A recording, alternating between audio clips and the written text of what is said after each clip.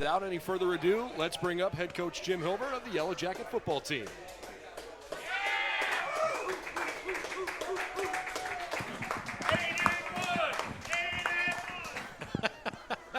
Coach, how are you? Good. It's great seeing you. It's great to see you, too.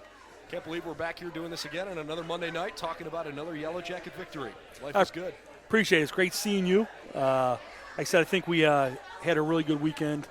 Faced some adversity. Matter of fact, over the last 2 weeks, kids really handled it well. I thought it was both games have been gutty performances against Marietta and obviously against Ohio Northern. Being on the road, we have not played well on the road at Ada.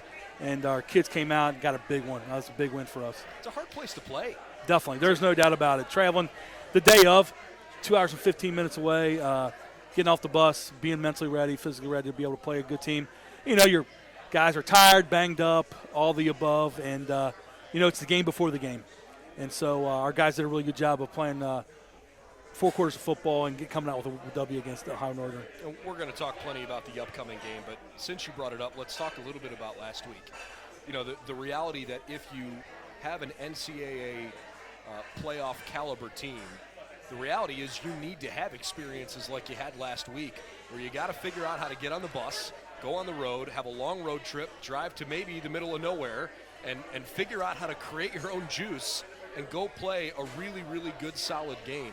How much of that experience do you think this team can pull from what they had last week? Oh, there's no doubt about it. Like exactly what you said. I mean, to be able to get on a bus, travel, playing against a really good football team. Like, that's the thing is their record did not indicate how good of a team they were. Same thing with Marietta. Obviously, in the OAC, we beat each other up. And I think, obviously, both teams have some really good football players. Both teams are well coached. And, obviously, for us, defensively, we knew we had our hands full. Brody, Hahn, and the rest of those guys are really good offensively. They're averaging 460 yards per game and a lot of points. And so our guys came out, were locked in. And I think the one thing I was really happy about is they didn't flinch.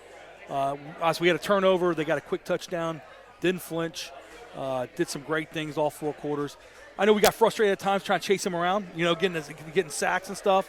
But I thought our guys were relentless the whole game. And like I said, excited about the opportunity we have now coming up this week. Ohio Northern is usually one of the more well-coached teams in the conference. Dean Paul has always done a terrific job out in Ada.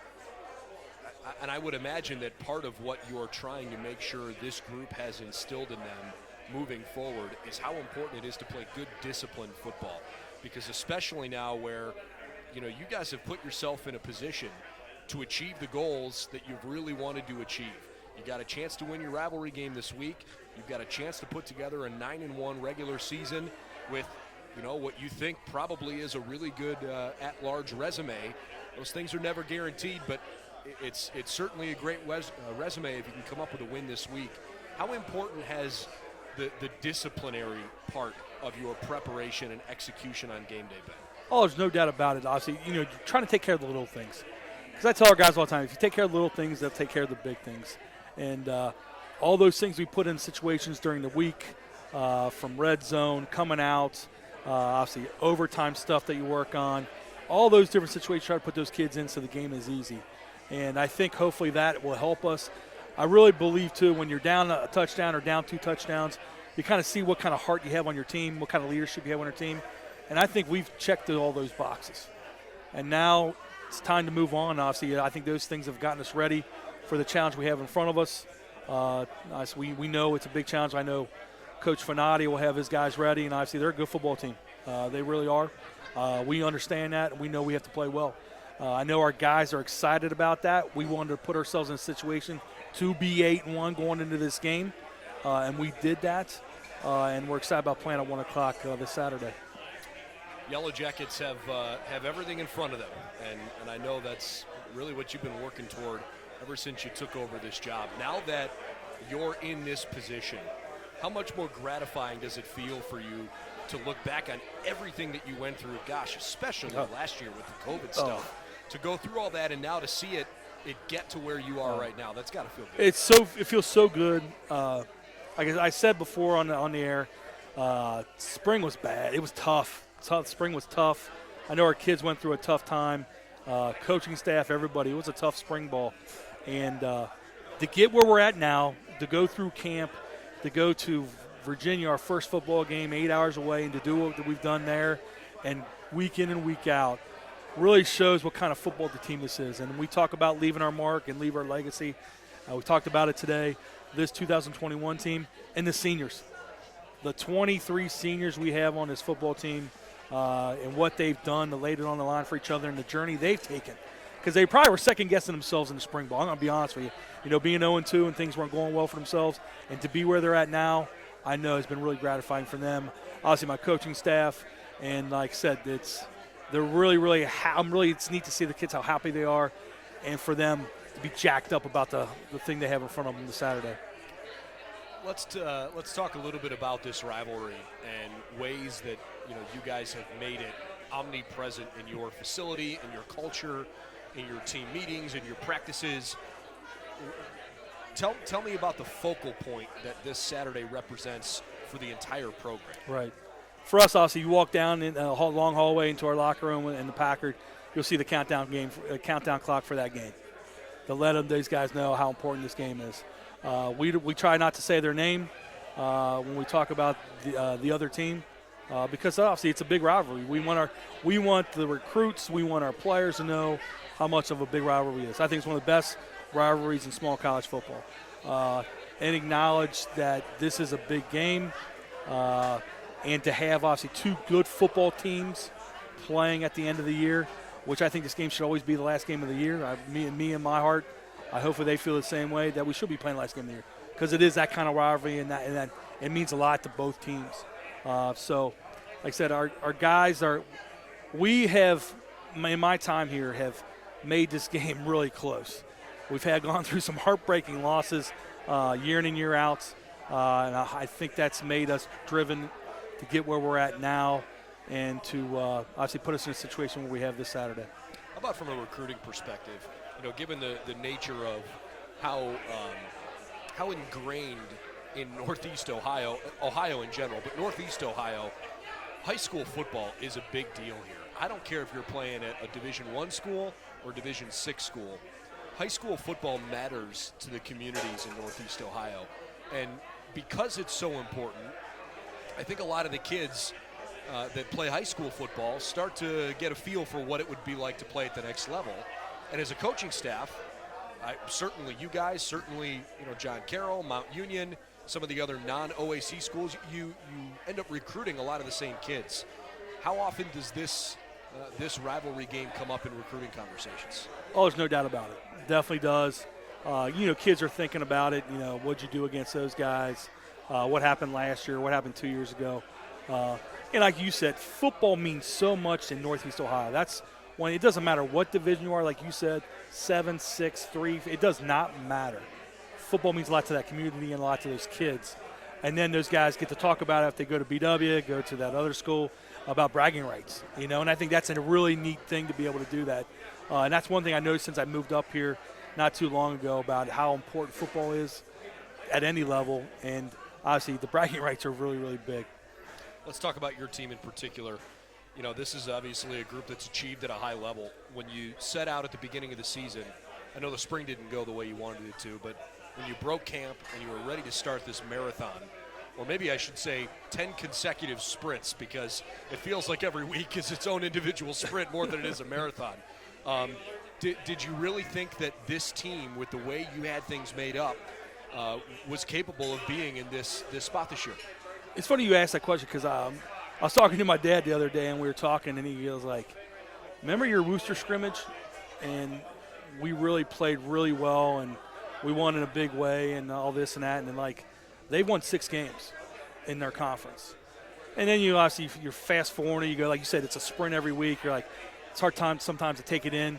You go down to Virginia, you beat that team, and then you go this, and this. Play a Heidelberg team that's really good at home. And you beat them, which is obviously they're a very good football team. And you keep doing it week in and week out, and then you self-reflect. You're like, you feel like we have a pretty good football team, and a team that has a lot of grit, a lot of toughness, the guys that enjoy playing with each other, love the game, and guys that you love coaching every single day. And it definitely has come out over the last, like I say, what it's been now 3.5 months. Really enjoyed being around the kids and what this team's all about. And it's a special group. There's no doubt. It's a special group of young men, and I know they're really fired up about this week. How much have you heard from the alumni after Saturday's win? I realize it's only Monday night. The game is still 5 days away, but I'd have to think the alums are kind of buzzing with what's coming. The alums are really, really excited and fired up. With text messages or emails, things like that about, hey, congrats where you're at. Obviously, Rock Week, this and that, and which is great. You want your alums to be excited about the program, what we're doing, excited about obviously how important this game is, the rivalry and all that stuff. It means I came to a great school that wants to football means something. So it's neat to see alums be fired up about it. That's cool. How about specifics for the game? I don't want you to reveal game plans and things, but when you kind of scout what you've got coming this week, what impresses you about the way John Carroll plays? First of all, I would say I'll go through the offensive side of the ball. They're really good up front. Their offense line is really good. Very physical football team. Their quarterback's led by Jake. Jake does a really good job commanding their offense. They're well balanced, throwing the ball, running the football. They got a couple good running backs. Evan McFay is a guy that obviously sticks out in my mind. Obviously, we saw him last week. The receiving core, led by number 14, he's a really good player. But he has a good surrounding cast. But I think it really starts up front with those guys they have. And then defensively, same type of thing. I would think their front seven is what sticks out for me on their defense side of the ball. So going back for us, I think for us defensively, we have to make sure we stop the run. We have to match their physicality, stop the run, not give any up explosive plays, make them earn everything, create turnovers, get the ball back to our offense. And we're going to have to tackle really, really well. And we're going to have to fly around with the football. Can't give up any easy plays. And then offensively, we're going to have to obviously do a good job of neutralizing those guys up front, get some quick explosive plays, but also trip some clock with our run game. I think our guys are doing a great job up front. Our offensive line's done a really good job. Starting with Pat Simon. Pat and those guys have done an unbelievable job all year. And then get some explosive plays, I think, on the perimeter with Darius Stokes, Ian Mitchell, Elijah Arnett, and those guys. And I think it's a big thing for us to be able to have them guard the whole field, and then obviously with our running game. I don't think it's any secret you guys like to run the football. When you got somebody like John Murray, use him, right? Right. And you have, and you've used him a lot, and he's performed really well for you. Can I say one thing? Sure, please. Kudos to John Murray, too, obviously. He's a 1,000-yard rusher. Our offensive line has done a great job blocking for him. And obviously our guys on perimeter. I know he was all excited about getting that 1,000-yard mark, and I'm very happy for him. That's huge. And to do it in 9 games, yes. Not even get it to 10 is a huge testament to what he's done and what he's overcome the last couple of years here. Sticking with that theme, you said John Carroll's front seven stands out to you. Obviously, your strength seems to be running the football. It seems like the strength of their defense is up front and just barely into the second level with the linebackers. What are things fans can look for this week to know that things are going the way that you want in that part of the game? I think for us, obviously, sustained drives, we have to be able to run the football. That's our strength. It's been all year. It's not a pretty way to win games with nowadays in 2021, but getting 4 or 5 yards a carry is big. But being able to do that in constant, and then be able to take chances downfield, off of play action, different things like that.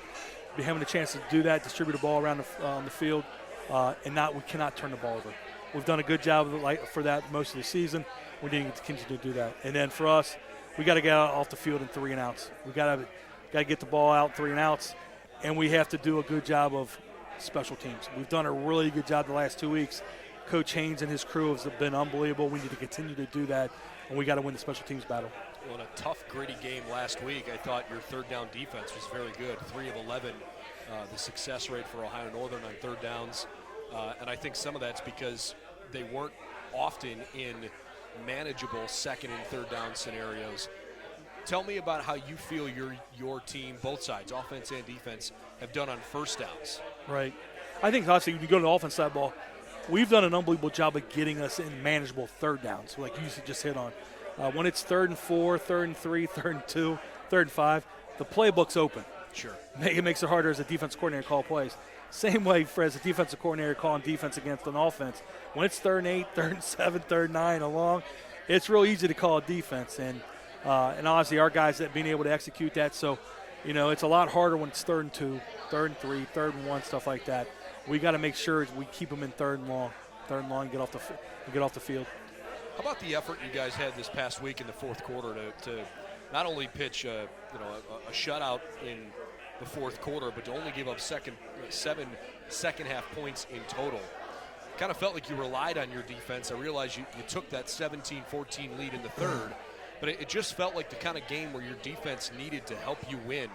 And I feel like that's the kind of momentum you need coming into a tough rivalry game. No doubt about it. And it's funny you said that, because I think for us, it was funny during the game, because as coaches now when you look at research and stuff like that, fields don't mean anything. Sure. But this field goal did. Yeah. And I believe that if we obviously made the field goal and we play our defense, like you said, that they weren't going to score on us again. And relied on our defense. I tell our guys it's all about us, and they wanted it on them, and they did a great job of that. And to what we did too, I think, to intercept that ball and our offense, to take a shot downfield with Darius Stokes making a one-handed catch to get out of that tough situation, because we're down, I think, around the 10, 12-yard line, make a one-handed catch, and then run out the rest of the clock. Kudos to everybody involved in that. I mean, I think it's a great team effort. And I know, like I said, for our guys, we learned a lot about ourselves. 3 interceptions last week, and holding a really good OAC team to 14 points is huge. And obviously excited to see what you've got coming this week. One more thing to ask you that's maybe just a little bit more big picture.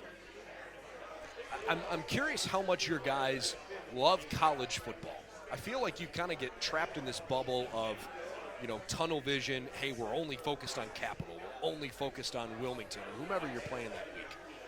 How much do your guys talk about the national picture at Division III? Or, hey, did you watch the Buckeyes play last night? Or, hey, what can we learn from that Ashland versus whomever game? I mean, do you guys talk about that kind of stuff? I think for us, like I said, first of all, I think our guys love playing the football, playing together. I think they love the game. And I think those guys, you see them sitting around watching other college games after our game, hanging out together, talking about pro football, this and that, all kind of different football, high school football. But, yeah, I think our guys do. They love the game. They like talking about it. They like bragging rights, too. They always go back to the high school days and talk about who beat who and this and that, which is great to hear them banter back and forth. But, yeah, I think our guys do love the game. And I said, you can tell, too, they love being around each other. You see the camaraderie. And I know I said this yesterday, and I've been fired up ever since we won our game. We want to fill the stadium up this week. And we want everybody dressed up in gold. We want to fill Finney. We want to fill the hill, create an unbelievable atmosphere for our guys and our seniors this last home game.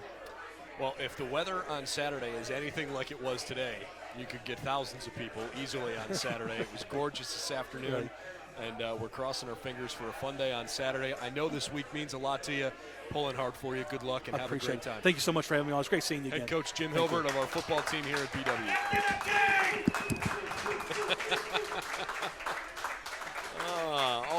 Always love